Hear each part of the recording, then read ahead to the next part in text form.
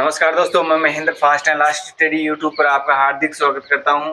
आज हम राजस्थान के अंदर जो पौराणिक स्थिति है या पुराणों के अंदर जो लिखी हुई स्थितियां हैं राजस्थान के बारे में, उसके बारे में हमें इस क्लास में पढ़ेंगे। यह नया टॉपिक है। इसके अंदर देखें राजस्थान का जो पौराणिक स्वरूप, ऐतिहासिक जो स्वरूप और जनपद, तो जनपद युग हम कल पढ़ेंगे। ये राजस्थान का जो पुराणों के अंदर, पुराणों में जो लिखा हुआ राजस्थान के बारे में, राजस्थान के क्षेत्रों के बारे में, ठीक है, तो उसके बारे में हम आज इस क्लास में पढ़ते हैं। राजस्थान में आर्यों का आगमन राजस्थान में हुआ, तो राजस्थान में होने से पहले भारत में भी हुआ है। तो राजस्थान से पहले भारत में हुआ, तो भारत में रहने के कारण इसको आर्यवर्त कहा है। किसको? इस क्षेत्र को, ठीक है। तो आर्यवर्त किसे कहा है? आर्यों के आने के बाद भारत को क्या कहा है? आर्यवर्त का है। तो आर्य धीरे धीरे, आर्य क्या कर रहे थे? धीरे धीरे पहले, सबसे पहले सिंधु नदी थी, उस सिंधु नदी के किनारे आए। सिंधु नदी के बाद रावी नदी के किनारे आए, रावी से सतलज आए, सतलज से गंगा यमुना के दोआब आए। यानी पूरे भारत के अंदर क्या करने लगे? कब्जा करने लगे या आकर बसने लग गए। ऐसे आते आते ही अपने इन जो क्षेत्रों से आते आते ही अपने जो सरस्वती नदी बहती थी, उस सरस्वती नदी के किनारे या उसके आसपास आकर ये आर्य बस गए या आर्य रहने लग गए। तो आर्य राजस्थान में आए थे। उस समय राजस्थान को ब्रह्मवर्त कहा जाता था। क्या कहा जाता? ब्रह्मवर्त नाम से इसे कहा जाता था। तो ये जो सरस्वती नदी है, इसको कालिदास ने अंतःसलीला कहा है।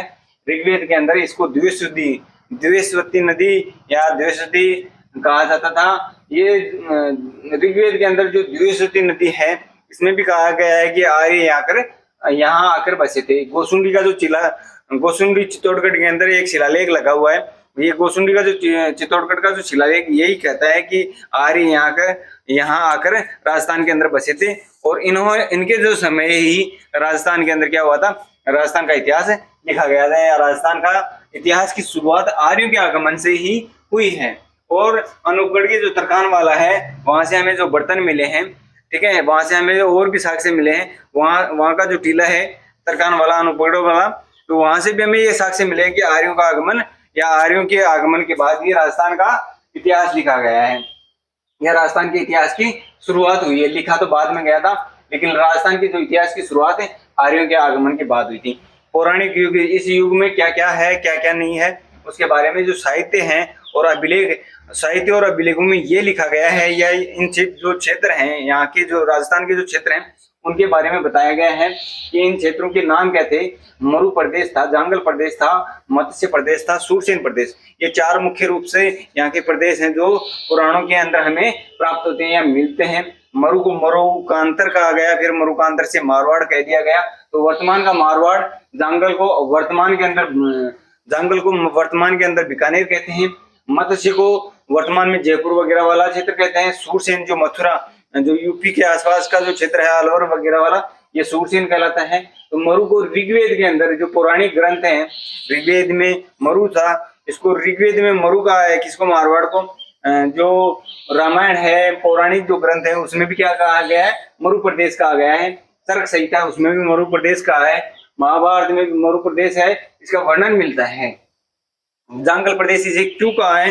जांगल प्रदेश जो शमी वृक्ष है, केर का जो वृक्ष है, और पिल्लू का जो वृक्ष है, इन वृक्षों की अधिकता के कारण इसको जांगल प्रदेश कहा है। जो बीकानेर वाला जो क्षेत्र है, वहां पर खेजड़ी की जो और केर की जो अधिक मात्रा होने के कारण, यानी जो क्षेत्र क्या है, खेजड़ी वगैरह वाला क्या है, ज्यादा है, तो इसलिए इसको जांगल प्रदेश कह दिया गया। इस जांगल प्रदेश को महाभारत काल के अंदर जांगल प्रदेश कहा जाता था। और इसका जो स्वामी होता था, इस जो क्षेत्र का स्वामी होता था, उसको जांगलदर बादशाह कहा जाता था। किस क्षेत्र को? इस जो जांगल प्रदेश था, उसका जो स्वामी होता था, उसको जांगलदर बादशाह कहा जाता था। पौराणिक मान्यता और जो जनश्रुतियां हैं, यानी पुराणों के अंदर जो हमें मान्यता मिलती है, और जनश्रुतियां मतलब जो जनता के द्वारा कही गई बातें हैं, उनके आधार पर हम ये मानते हैं कि ये जांगल प्रदेश था। इसके अलावा हमारे पास कोई प्रमाण है नहीं, ठीक है। मत्स्य राज्य था ये जो जांगल प्रदेश था। इन पुराणों में ये कहा जाता है कि जो जांगल प्रदेश था, वहां पर कौरव और पांडवों का क्या था, यहाँ पर आधिपत्य या अधीन थे। क्या ये जो क्षेत्र था जांगल प्रदेश, वो किनके अधीन था? तो कौरव और पांडवों के अधीन था। जबकि मत्स्य जो प्रदेश था, जो विराटनगर, जो जयपुर वाला मत्स्य प्रदेश है, ये इनका मित्र देश था। किनका? कौरव और पांडवों का मित्र देश था। तो आगे देखा, पौराणिक जो रेगिस्तान नहीं था, यानी पौराणिक आधार पर यहाँ रेगिस्तान था नहीं। पौराणिक आधार पर यहाँ रेगिस्तान था नहीं, यहाँ पर एक लवण सागर था, यानी समुद्र था, लवण सागर नाम से। और वाल्मीकि जी की जो रामायण है उसके अंदर भी इस के बारे में लिखा हुआ है। किसके बारे में? इस लवण सागर के बारे में लिखा हुआ है। किसके बारे में लिखा हुआ है? लवण सागर के बारे में लिखा हुआ है। क्या लिखा हुआ है? तो यहाँ जब श्री राम जी सीता माता को लाने लंका गए थे, तो लंका जा रहे थे, तो उस समय ये समुद्र क्या था, समुद्र को लांग कर जाना था। तो इस समुद्र से इन्होंने रास्ता मांगा था। किसने? श्री राम ने रास्ता मांगा था कि मुझे रास्ता दीजिए, मैं लंका जाऊंगा। और ये वानरों सहित थे, तो वानरों सहित इन्होंने क्या मांगा था? समुद्र से रास्ता मांगा था। लेकिन समुद्र देवता ने कुछ समय के लिए इनको दिया नहीं था। लेकिन जब श्री राम जी ने अपना अग्न्यास्त्र अपने उसे तीर कमान पर चढ़ा लिया था, उसके बाद भयभीत होकर क्या समुद्र देवता प्रकट हो गए थे। और समुद्र देवता ने इनको क्या बताया था? उपाय बताया था। क्या बताया था? कि नील और जो नल और नील था, इनको क्या मिला हुआ है? एक श्राप मिला हुआ है। इस कारण मैं आपके सामने प्रकट नहीं हो सका, क्योंकि नल और नील क्या है कि मतलब जो पत्थर रख देंगे तो उसी से क्या हो जाएगा? रास्ता बन जाएगा। ठीक है, तो इनको उपाय बताया था। किसको? श्री राम जी को। तो इन्होंने कहा ठीक है, कोई बात नहीं, लेकिन जो अग्न्यास्त्र जो बाण ये चढ़ गया है, इसको तो कहीं ना कहीं मतलब ध्वंस करना पड़ेगा।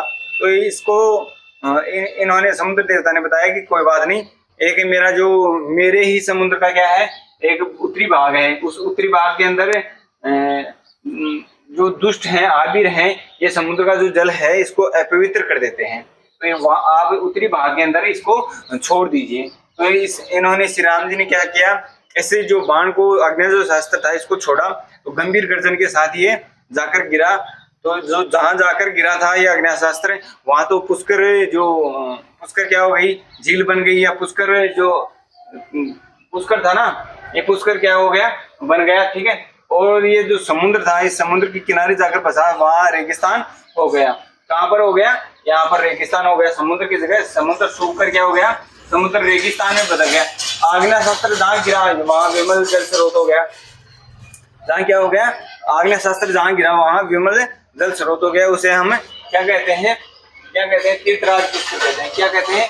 तीर्थराज पुष्कर कहते हैं। ये जो समुद्र की जो घटना थी, ये समुद्र का जो सूखना, जो जल था उसका सूखना, ये घटना जो ऋग्वेदी के ऋषि थे, यानी ऋग्वेद को लिखने वाले जो ऋषि थे, इन्होंने अपनी आंखों से देखा।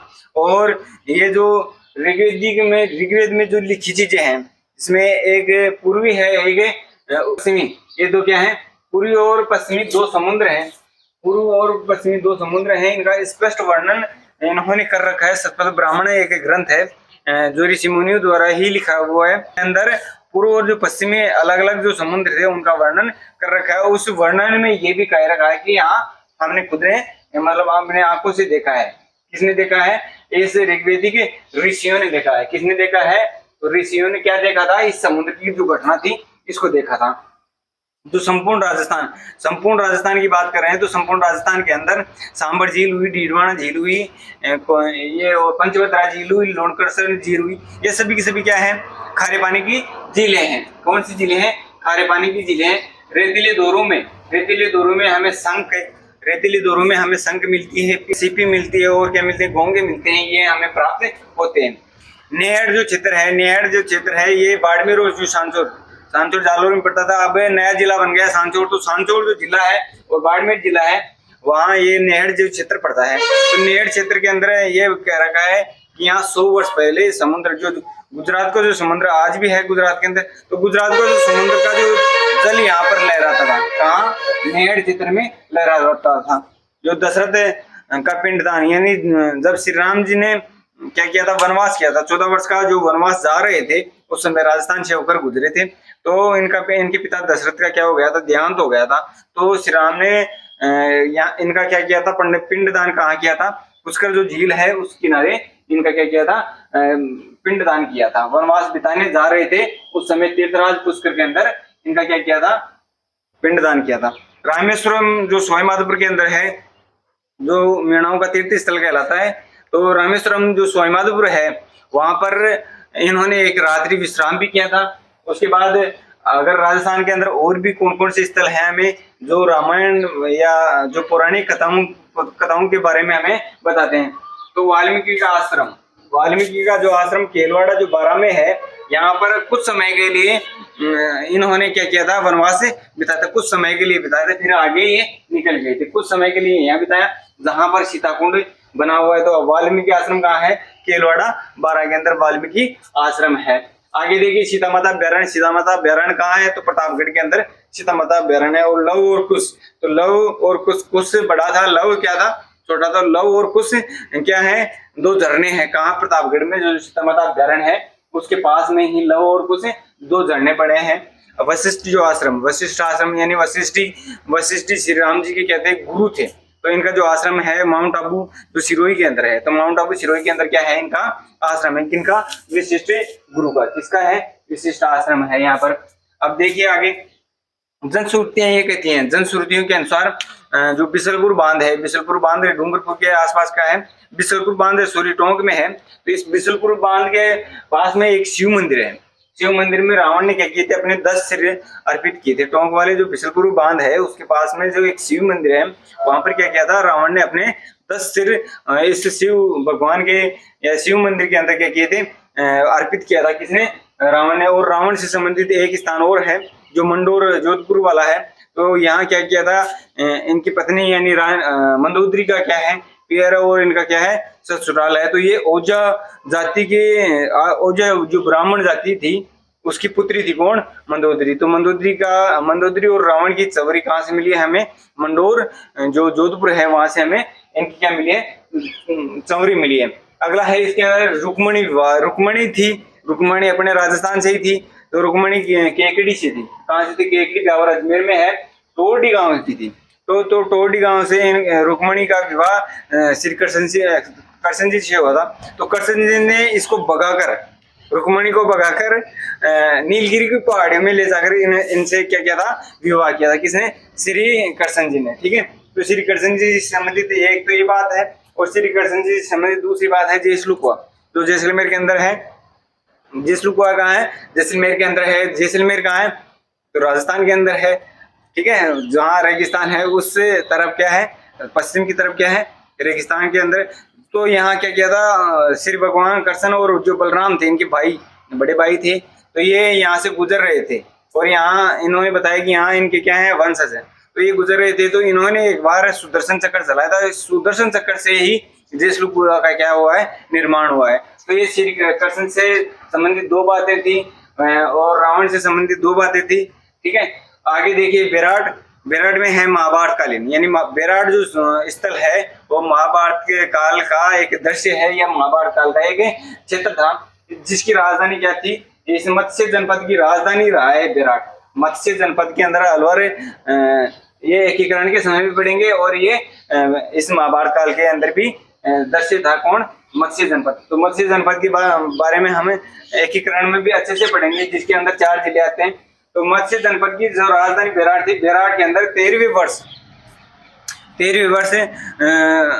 अर्जुन, 13वें वर्ष यानी 13 वर्ष का वनवास किसको मिला था, पांडु को मिला था। जबकि 14 वर्ष का वनवास राम को रामायण के अंदर मिला है ना। रामायण के अंदर राम को क्या मिला है, 14 वर्ष का, जबकि यहाँ कितने वर्ष का मिला है, 13 वर्ष का। तो 13वें वर्ष के अंदर इन्होंने जो वेद मतलब छेदम वेश के अंदर, यानी अर्जुन ने अपना जो वेश बदला था, छेदम वंश वेश बदल लिया था, और वेश बदलकर यहाँ की राजकुमारी उत्तरा थी, उस उत्तरा को क्या सिखाया था, नृत्य सिखाया था। किसने, अर्जुन ने।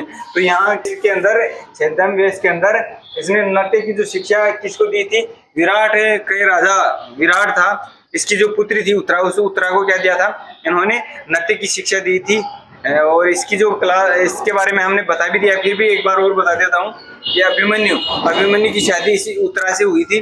अभिमन्यु श्री कृष्ण जी की जो बहन थी, श्री कृष्ण भगवान था उसकी बहन थी सुभद्रा, और अर्जुन का विवाह हुआ था, और इन्हें के क्या हुआ था, अभिमन्यु पुत्र हुआ था। तो इस अभिमन्यु का विवाह किससे हुआ था, उत्तरा से। उत्तरा किसकी पुत्री थी, बेराट के राजा विराट की पुत्री थी। बेराट के राजा विराट की क्या की पुत्री थी। और ये विराट था, ये पांडुओं की तरफ से लटा हुआ मारा गया था। कब, जो महाभारत का युद्ध हुआ था उसके अंदर। अगली जो है बाणगंगा जो स्थान है जो जयपुर के अंदर पड़ता है। बाणगंगा नदी है जिसे अर्जुन की गंगा कहा जाता है।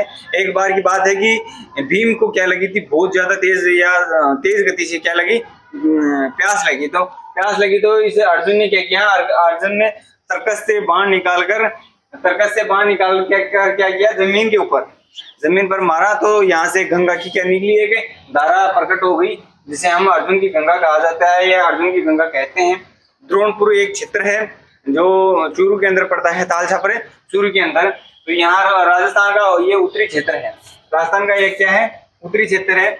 जब पांचाल राजा द्रुपद, यानी द्रुपद की बहन ही थी द्रौपदी, तो पांचाल राजा द्रुपद की बहन थी द्रौपदी, जिनका विवाह इन 5 भाइयों से हुआ था, पांडुओं से हुआ था। तो द्रुपद के क्षेत्र का अधिकारी में आता था कौन, द्रोणपुर। राजस्थान का द्रोणपुर जो ताल छापर था ये इसके अधिकार में आता था। जब इनका विवाह हुआ था तो ये किसको दे दिया गया था, अर्जुन को। अर्जुन ने क्या किया कि इसको द्रोणाचार्य को दे दिया गया। द्रोणाचार्य अर्जुन के गुरु थे। द्रोणाचार्य को क्या दे दिया गया, ये क्या दे दिया गया, भेंट में दे दिया गया। कौन, द्रोणपुर जो ताल छापर चूरू के अंदर है, ये इसको भेंट में दे दिया गया। ठीक है, तो इसका बाद में वर्तमान जो नाम है वो क्या है, ताल छापर है। उलूक प्रदेश जो अलवर वाला जो प्रदेश है, यानी वर्तमान का अलवर, ये उलूक प्रदेश कौरवों का साथ दिया था। यानी ये जो क्षेत्र था ये कौरव राजा थे, इनका क्या दिया था, उलूक प्रदेश अलवर वाले किनका साथ दिए थे, कौरवों का साथ दिया था, या कौरवों की ओर से ये लड़े थे। देवी पुराण में ये 9 वन दे रखे हैं।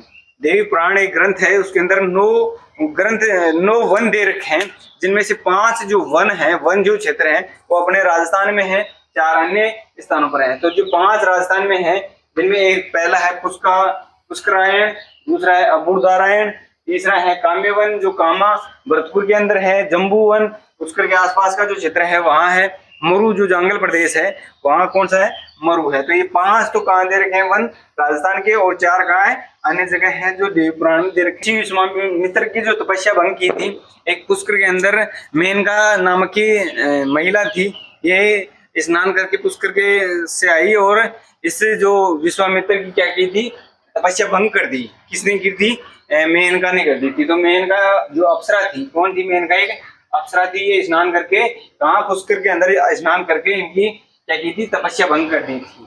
और इसके पास में एक नाग पहाड़ है, इसके पास में जो अजमेर है वहाँ नाग पहाड़ है। कणव मुनि और भर्तृ का यहाँ पर आश्रम है। कहाँ पर आश्रम है, कणव मुनि और जो भर्तृ है उसका आश्रम कहाँ है, तो पुष्कर के अंदर है। अगला है परशुराम। परशुराम ने अपनी जो तपस्या की थी वो कोटा जो जंगले हैं वहां पे की थी। कोटा के जंगलों में किसने की थी, परशुराम ने की थी। कपिल मुनि कोलायत, कपिल मुनि कहाँ है, कोलायत में। ये सांख्य दर्शन की क्या है, प्रेरणाता है। और ये कोलायत झील बीकानेर के किनारे है, कौन, कपिल मुनि का आश्रम भी है। तो ये राजस्थान से संबंधित जो पुराणों के अंदर हमें अलग अलग क्षेत्र दे रखे हैं, उनके आश्रम वगैरह दे रखे हैं, तो उनके बारे में हमने आज इस क्लास में पढ़ा है। अगली क्लास में जनपद पढ़ेंगे। तो जनपदों के बारे में पढ़ने के बाद हमें हिस्ट्री के अंदर जो हिस्ट्री के राजा महाराजाओं की कहानियां वगैरह पढ़ने में बहुत इंटरेस्ट आएगा। तो देखते रहिए एपिसोड। धन्यवाद।